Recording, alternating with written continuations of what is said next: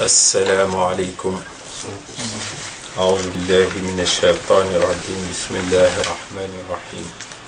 الحمد لله رب العالمين الرحمن الرحيم مالك يوم الدين إياك نعبد وإياك نستعين اهدنا الصراط المستقيم صراط الذين أنعمت عليهم غير المغضوب عليهم ولا الضالين آمين. اللهم صل على سيدنا محمد الفاتح لما أغلق والخاتم لما سبق ناصر الحق بالحق والهادي إلى صراطك المستقيم وعلى آله حق قدره ومقداره العظيم. Donc aujourd'hui on va aborder le 5e chapitre de Rimah, ce livre majestueux de Cheikh Al-Hajj Omar radiyallahu anhu. Et aujourd'hui on va aborder le thème de Zuhd. Le Zuhd al-Kumal, c'est-à-dire les grands awliya, ceux qui ont atteint un niveau exceptionnel dans la spiritualité,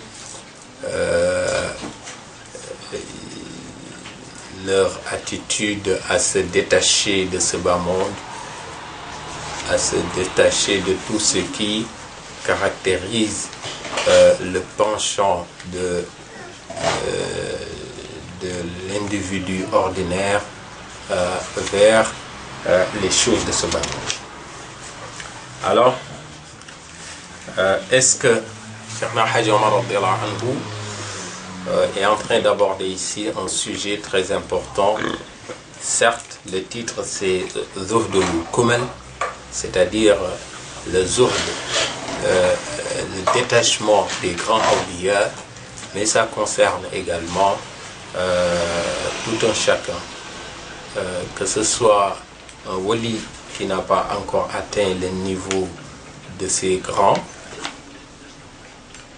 ou que ce soit le croyant qui est sincère, celui qui essaie de se rapprocher d'Allah subhanahu wa ta'ala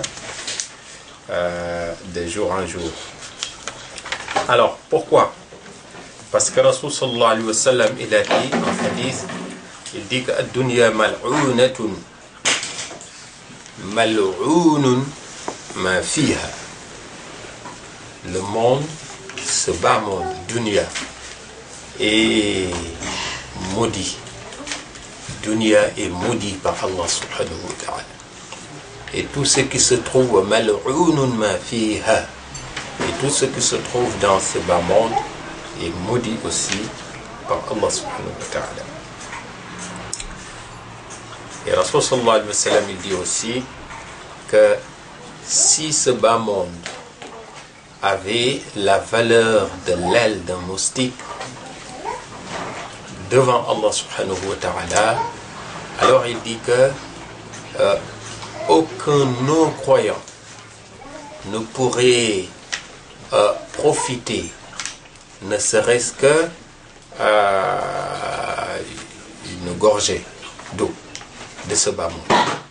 Ce serait alors réservé exclusivement à ceux qui ont les cœurs éclairés par la ilaha illallah. C'est pour ça que Cheikh Al-Hajj Omar radiyallahu anhu, il aborde ce sujet-là. Est-ce que Zuhd, le détachement de ce bas monde, est-ce que ça veut dire se détourner de tout ce qui caractérise ce bas monde, ne pas essayer d'y toucher, ou est-ce que ça veut dire vivre avec les moyens qui existent dans ce bas monde sans que notre cœur soit braqué exclusivement sur ça? Parce qu'il dit que il a cité les fitan, les épreuves, les tentations de ce bas monde. Inna sabab al-fitnati fi dunya arba. Les choses qui occasionnent la fitna chez le croyant, il dit qu'ils sont au nombre de 4. An-Nisa, les femmes, Wal-Jah, la grandeur, être important, être bien vu, etc., etc. Wal-Mal, la richesse, Wal-Walad, et la progéniture. Et il dit que Wal-Kamil, le wali qui a atteint le niveau de Kamil, c'est un niveau dans la spiritualité qui est exceptionnel, qui frise la perfection. Mais comme vous le savez, nul individu, il n'y a qu'Allah qui est parfait. Mais les prophètes, on l'avait abordé la semaine dernière, ils ont ce qu'on appelle la isma. Kullu nabi ma'asoumun. Ils ont la isma, donc il y a une sorte de barrière, un voile qui les empêche de faire le haram. Nos prophètes ne commettent pas le haram. Mais Sénécha radiallahu anhu, il avait expliqué, j'en avais parlé la semaine dernière. Mais le Kamil, il atteint un niveau de perfectionnement sans être parfait, mais il est beaucoup plus proche de la perfection que l'individu lambda. Mais il dit que فَإِنَّهُ لَا يَهْرُبُ بِشَيْءٍ مِنْهَا. Quelqu'un qui a atteint un wali kamil, il ne fuit pas ces choses-là. Il ne fuit pas la richesse. Tu vois un grand wali, tu le vois toujours être entre deux transactions, le commerce, l'agriculture, le travail. Il est dans dunya sans que ce bas monde ne soit ancré dans son cœur. Il a ce qu'il a et il le tient juste entre ses mains. Et c'est ça qui est le plus important. Et il dit que, Cheikh Hajj Omar radiyallahu anhu, il dit que cette notion de zuhd ne veut pas dire quelqu'un qui ne fait rien dans la vie. Quelqu'un qui passe son temps à vivre dans la zawiya, dans la mosquée, à lire le Coran, faire du zikr et ne pas travailler, ne pas chercher les moyens de subsistance, que ce soit pour lui, sa famille, en tout cas des moyens de subsistance, ne serait-ce que pour faire du bien. Cheikh Hajj Omar radiyallahu anhu, il dit que non, ça ne veut pas dire ça. Zuhd, ça ne veut pas dire ne pas travailler. Zuhd, ça veut dire que pouvoir acquérir des biens, mais ces biens-là restent juste entre nos mains et ne sont pas, nos cœurs ne sont pas branchés à cette frénésie d'enrichissement. Toujours on va encore plus, de sorte qu'on oublie Allah subhanahu wa ta'ala. Même si on veut s'enrichir, parfois on oublie de nous enrichir tel que Allah il le veut. On n'hésite pas à emprunter des chemins que Allah il ne veut pas. Par exemple, ceux qui pour gagner plus n'hésite pas à frauder. Il ne s'agit pas seulement de celui qui vend du riz ou qui vend du mil ou qui vend des fruits et qui essaie de frauder un peu sur la balance, mais c'est une forme de fraude qui concerne tous les moyens d'enrichissement. Allah subhanahu wa ta'ala, quand il interdit riba aussi, vous savez, le riba, c'est une forme c'est l'usure de s'enrichir, d'avoir plus, mais yamhaqullahu riba wa yurbi sadaqat. Allah subhanahu wa ta'ala, eh bien, il déteste le riba et il maudit le riba et il approuve l'aumône, la sadaqa, etc. Alors, donc, il ne s'agit pas de nous enrichir n'importe comment, mais nous enrichir de façon halal, ça c'est une forme de zuhd aussi. Donc zuhd, Cheikhna Hadji Omar radiyallahu anhu est en train d'aborder un sujet qui concerne en quelque sorte toutes les générations, tous les temps et toutes les catégories de personnes aussi. C'est très important. Il ne s'agit pas, il dit que il ne s'agit pas de montrer que tu es fervent, un fervent croyant, tu es pieux, donc tu ne cherches pas des moyens de subsistance. Et il dit aussi qu'il y a même beaucoup de awliya qui travaillent, qui essaient d'avoir des moyens pour vivre un plaisir exceptionnel que le pauvre ne peut pas. Vous savez, il y a un hadith où Rasul sallallahu alayhi wa sallam il disait ذهب أهل الدثور بالأجور يصومون كما نصوم ويصلون كما نصلي ويصدقون بفضول أموالهم. Les pauvres de Médine un jour étaient venus voir le prophète sallallahu alayhi wa sallam lui dire que ceux qui ont les moyens nous ont dépassés. Parce que quand nous jeûnons, eux ils jeûnent. Quand nous prions, eux ils prient. Mais en plus, ils ont la possibilité de faire sadaqa. Et nous sommes pauvres, nous ne pouvons pas faire sadaqa. Nous ne pouvons pas donner l'aumône, faire l'aumône. C'est en ce moment qu'il leur avait dit que venez, je vous apprends des mots. Si vous le dites, alors c'est comme si vous aviez fait l'aumône, sadaqa. إن في كل تحميدة صدقة وفي كل تهليلة صدقة وفي كل تكبيرة صدقة.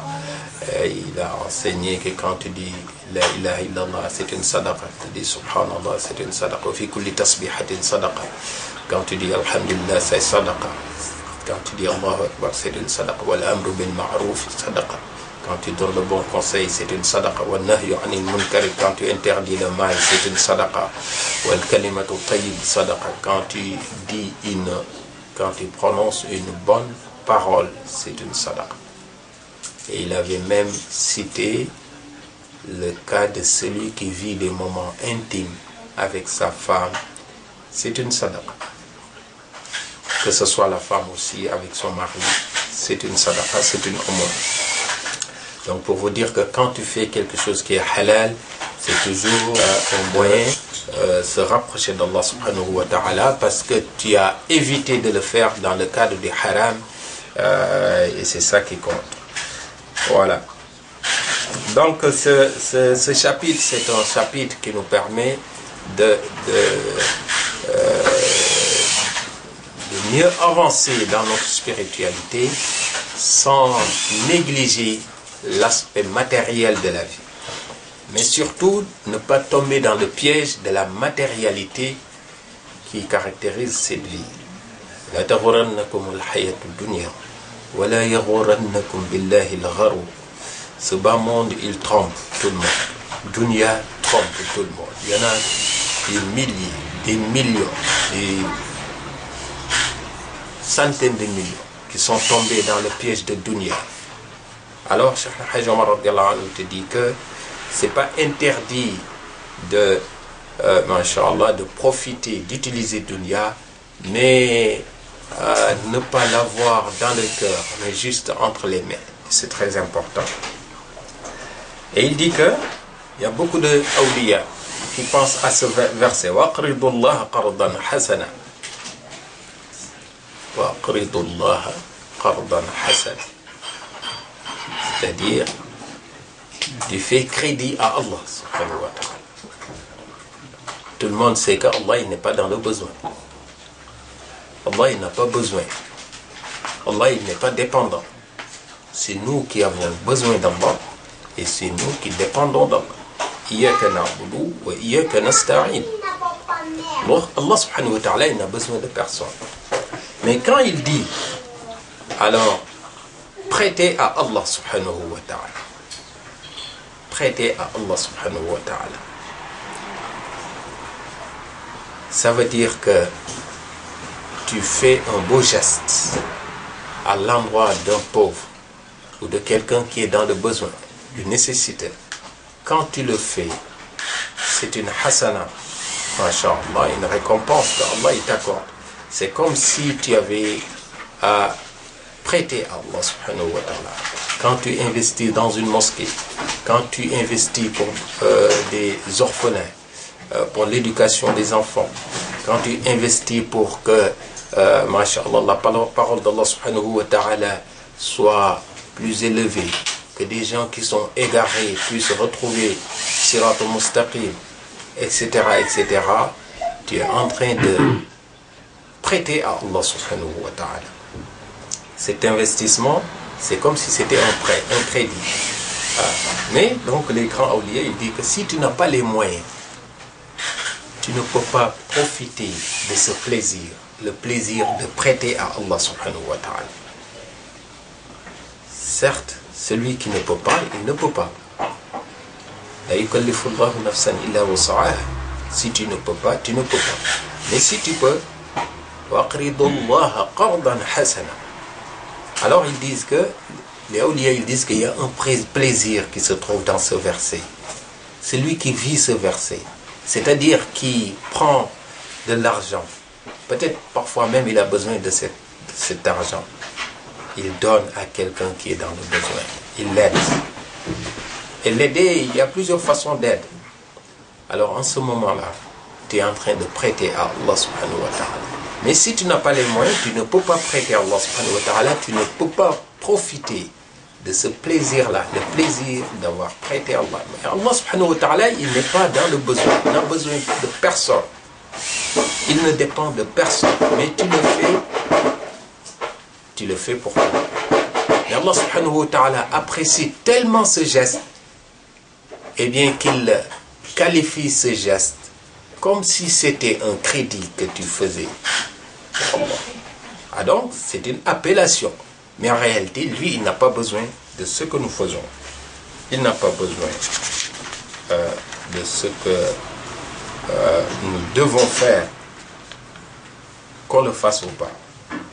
Donc voilà. Et c'est très important. Inch'Allah, on va s'arrêter là. On va s'arrêter là. On demande qu'Allah subhanahu wa ta'ala, il accepte, masha'Allah, tout ce que nous avons fait. Et qu'Allah, il donne encore plus de récompenses à notre cher Hajj Omar, Cheikhna Hajj Omar radiyallahu anhu. C'est un chapitre qui est là aussi très riche. Il y a beaucoup de choses très longues. Mais Rimah, c'est la richesse. J'ai l'habitude de dire que même s'il n'y avait que le titre, Rimah, eh bien, parler de Rimah, masha'Allah, ça pourra prendre des jours et des jours. À plus forte raison de parler de chapitre après chapitre, chapitre après chapitre. أقول قولي هذا واستغفر الله لي ولكم ولوالدي ولوالديكم فاستغفروه إنه كان غفارا. اللهم صل على سيدنا محمد الفاتح لما أغلق والخاتم لما سبق ناصر الحق بالحق والهادي إلى صراطك المستقيم وعلى آله حق قدره ومقداره عظيم. سبحان ربك رب العزة عما يصفون وسلام على المرسلين والحمد لله رب العالمين. Se rapprocher d'Allah subhanahu wa ta'ala parce que tu as évité de le faire dans le cadre du haram. Et c'est ça qui compte. Voilà. Donc ce chapitre, c'est un chapitre qui nous permet de mieux avancer dans notre spiritualité sans négliger l'aspect matériel de la vie.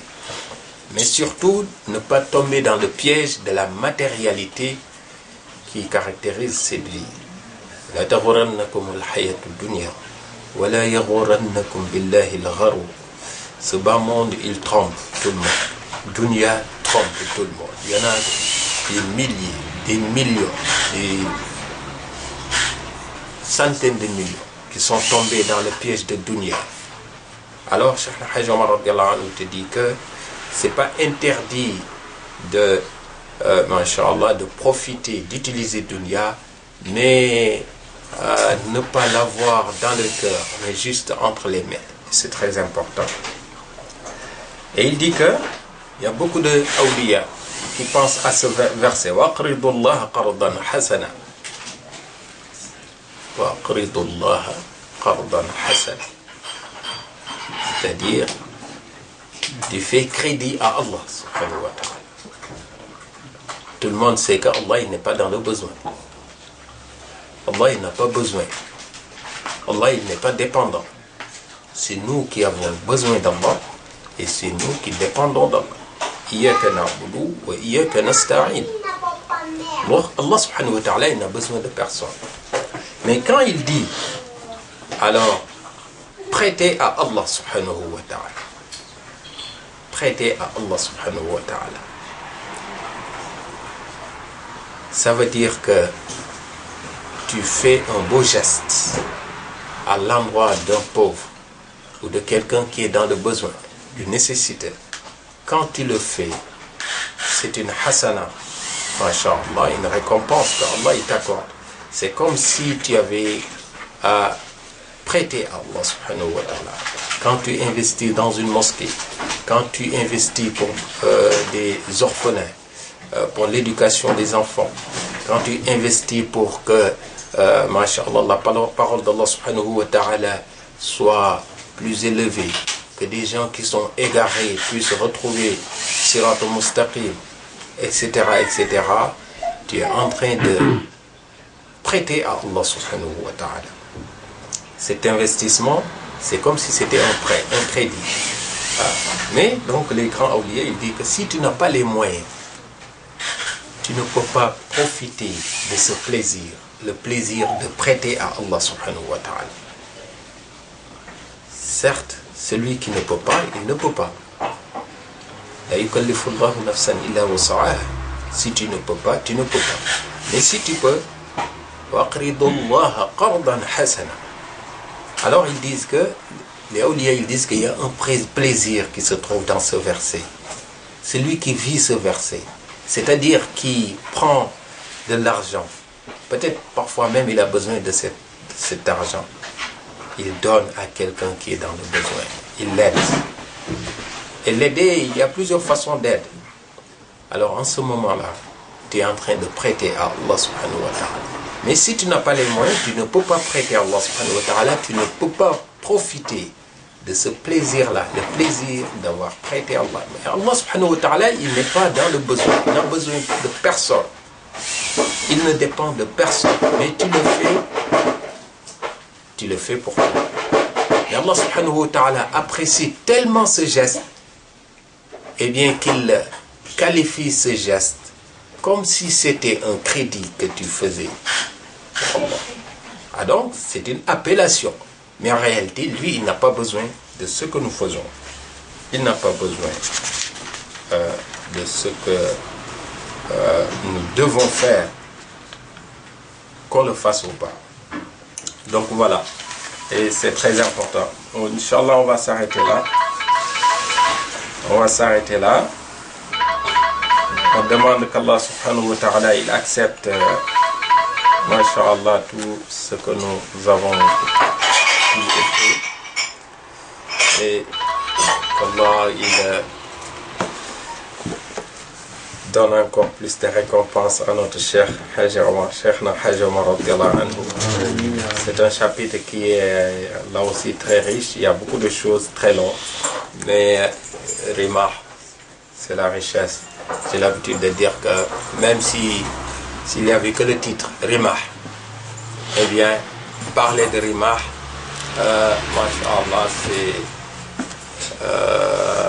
ça pourra prendre des jours et des jours. À plus forte raison de parler de chapitre après chapitre, chapitre après chapitre. أقول قولي هذا واستغفر الله لي ولكم ولوالدي ولوالديكم فاستغفروه إنه كان غفارا. اللهم صل على سيدنا محمد الفاتح لما أغلق والخاتم لما سبق ناصر الحق بالحق والهادي إلى صراطك المستقيم وعلى آله حق قدره ومقداره عظيم. سبحان ربك رب العزة عما يصفون وسلام على المرسلين والحمد لله رب العالمين. السلام عليكم. أعوذ بالله من الشيطان الرجيم. بسم الله الرحمن الرحيم. الحمد لله رب العالمين الرحمن الرحيم مالك يوم الدين إياك نعبد وإياك نستعين اهدنا الصراط المستقيم صراط الذين أنعمت عليهم غير المغضوب عليهم ولا الضالين آمين. اللهم صل على سيدنا محمد الفاتح لما أغلق والخاتم لما سبق ناصر الحق بالحق والهادي إلى صراطك المستقيم وعلى آله حق قدره ومقداره العظيم. Donc aujourd'hui, on va aborder le 5e chapitre de Rimah, ce livre majestueux de Cheikh Al-Hajj Omar radiyallahu anhu. Et aujourd'hui, on va aborder le thème de Zuhd.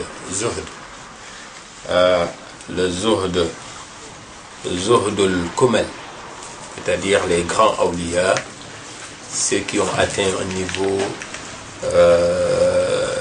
exceptionnel dans la spiritualité, leur attitude à se détacher de ce bas monde, à se détacher de tout ce qui caractérise le penchant de l'individu ordinaire vers les choses de ce bas monde. Alors, est-ce que Cheikh Al-Hajj Omar radiyallahu anhu est en train d'aborder ici un sujet très important? Certes, le titre c'est Zuhd al-Kumal, c'est-à-dire le zuhd, le détachement des grands awliya, mais ça concerne également tout un chacun, que ce soit un wali qui n'a pas encore atteint le niveau de ces grands, ou que ce soit le croyant qui est sincère, celui qui essaie de se rapprocher d'Allah subhanahu wa ta'ala de jour en jour. Alors, pourquoi? Parce que Rasul sallallahu alayhi wa sallam, il a dit en hadith, il dit que ad-dunya mal'ounatun mal'ounun ma fiha. Le monde, ce bas monde, dunya, est maudit. Dunya est maudit par Allah subhanahu wa ta'ala. Et tout ce qui se trouve mal'ounun ma fiha, et tout ce qui se trouve dans ce bas monde est maudit aussi par Allah subhanahu wa ta'ala. Et Rasul sallallahu alayhi wa sallam, il dit aussi que si ce bas monde avait la valeur de l'aile d'un moustique devant Allah subhanahu wa ta'ala, alors il dit que aucun non-croyant ne pourrait profiter, ne serait-ce que une gorgée d'eau de ce bas monde. Ce serait alors réservé exclusivement à ceux qui ont les cœurs éclairés par la ilaha illallah. C'est pour ça que Cheikh Al-Hajj Omar radiyallahu anhu, il aborde ce sujet-là.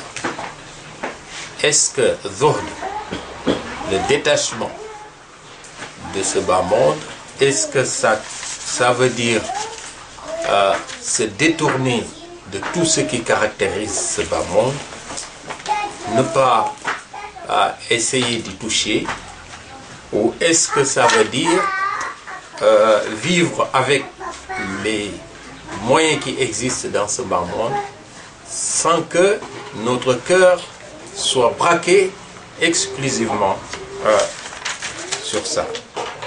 Parce qu'il dit que il a cité les fitan, les épreuves, les tentations de ce bas monde. Inna sabab al-fitnati fi dunya arba. C'est qui les choses qui occasionnent la fitna chez le croyant, il dit qu'ils sont au nombre de 4. An-Nisa, les femmes, Wal-Jah, la grandeur, être important, être bien vu, etc., etc. Wal mal, la richesse, wal walad, et la progéniture. Et il dit que wal kamil, le wali qui a atteint le niveau de kamil, c'est un niveau dans la spiritualité qui est exceptionnel, qui frise la perfection. Et comme vous le savez, nul individu, il n'y a qu'Allah qui est parfait. Mais les prophètes, on l'avait abordé la semaine dernière, ils ont ce qu'on appelle la isma. Kullu nabi ma'asoumun. Ils ont la isma, donc il y a une sorte de barrière, un voile qui les empêche de faire le haram. Un prophète ne commet pas le haram. Mais Sayyidina Cheikh radhiyallahu anhu, il avait expliqué, j'en avais parlé la semaine dernière. Mais le kamil, il atteint un niveau de perfectionnement sans être parfait, mais il est beaucoup plus proche de la perfection que l'individu lambda. Mais il dit que فَإِنَّهُ لَا يَهْرُبُ بِشَيْءٍ مِنْهَا.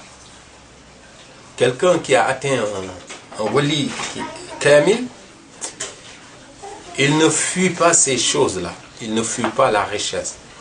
Tu vois un grand wali, tu le vois toujours être entre deux transactions, le commerce, l'agriculture, le travail. Il est dans dunya sans que ce bas monde ne soit ancré dans son cœur. Il a ce qu'il a et il le tient juste entre ses mains.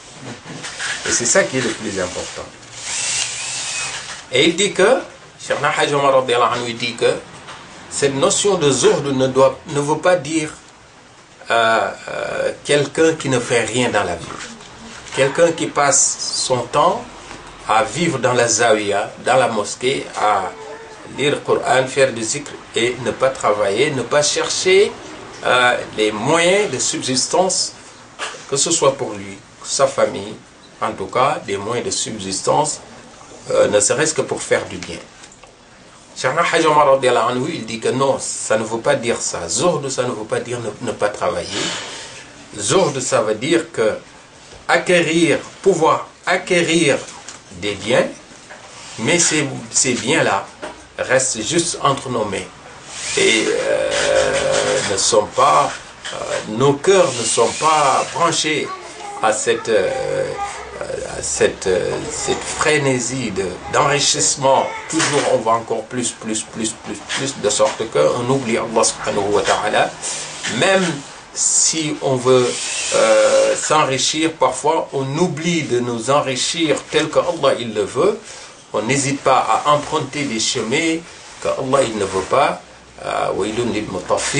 Par exemple, ceux qui pour gagner plus n'hésite pas à frauder.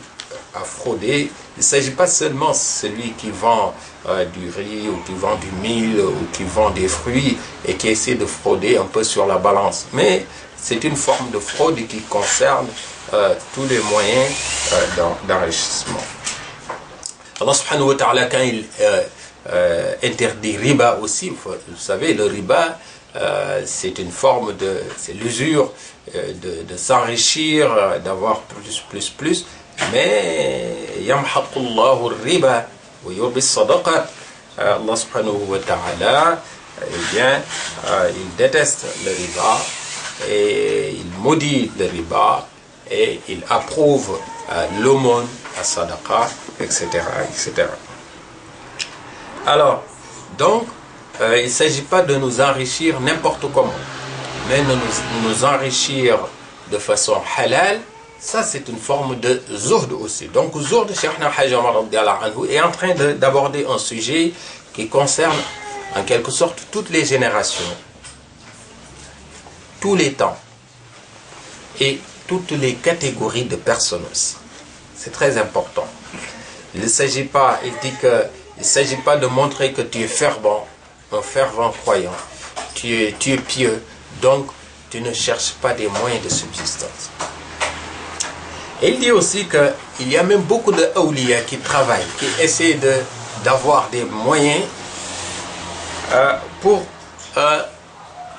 vivre un plaisir exceptionnel que le pauvre ne peut pas. Vous savez, un hadith, le Rasul sallallahu alayhi wa sallam, il disait ذهب أهل الدثور بالأجور يصومون كما نصوم ويصلون كما نصلي ويصدقون بفضول أموالهم. Les pauvres de Médine un jour étaient venus voir le prophète sallallahu alayhi wa sallam lui dire que ceux qui ont les moyens nous ont dépassés. Parce que quand nous jeûnons, eux ils jeûnent. Quand nous prions, eux ils prient. Mais en plus, ils ont la possibilité de faire sadaqa. Et nous sommes pauvres, nous ne pouvons pas faire sadaqa. Nous ne pouvons pas donner l'aumône, faire l'aumône. C'est en ce moment qu'il leur avait dit que venez, je vous apprends des mots. Si vous le dites, alors c'est comme si vous aviez fait l'aumône, sadaqa. إن في كل تحميدة صدقة وفي كل تهليلة صدقة وفي كل تكبيرة صدقة.